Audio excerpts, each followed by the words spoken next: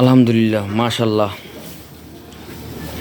সকল প্রিয় ভাই বোন যেখানে আছেন, নিয়মিত আপনাদের আমার খামারের গরুর বাছুরের ভিডিও দিয়ে থাকি, আপডেট জানাই, ভালো মন্দ, সুবিধা অসুবিধা, কীভাবে আমার গরুগুলো আছে খামারে, কিভাবে যত্ন করতেছি, কিভাবে রাখতেছি, কিভাবে খাওয়াইতেছি, দেখাইতেছি প্রতিনিয়ত। আপনারা লাইক, কমেন্ট, শেয়ার, সাবস্ক্রাইব করবেন প্লিজ, আর বলবেন মাশাল্লাহ। আমার খামারটা জানি সামনের দিকে আস্তে আস্তে একটা দিয়ে দুইটা হয়েছে, দুইটাই দিয়ে আজকে তিনটা। আল্লাহর রহমতে এই কালা গরুটার পেটে বাচ্চা হবে সপ্তাহখানিকের ভিতরে।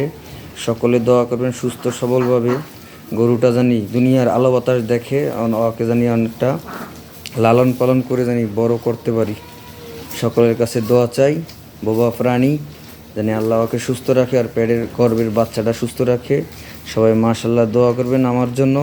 আমি জানি সুস্থ সবল থেকে আমার এই স্বপ্নের খামারটা আমি জানি আস্তে আস্তে জানি একদিন অনেক পরিণত বড় করতে পারি। সকলের কাছে দোয়া চাই, ভালোবাসা চাই।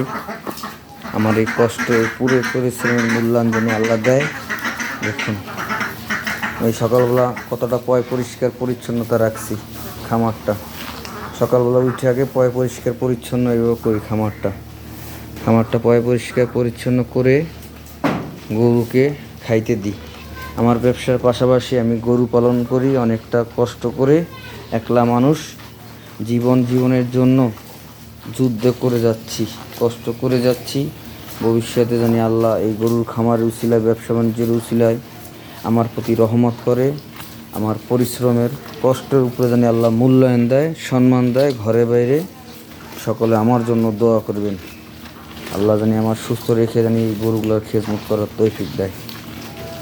সকলের কাছে দোয়া ভালোবাসা রেখে আজকের মতন রাখছি। আল্লাহ হাফেজ।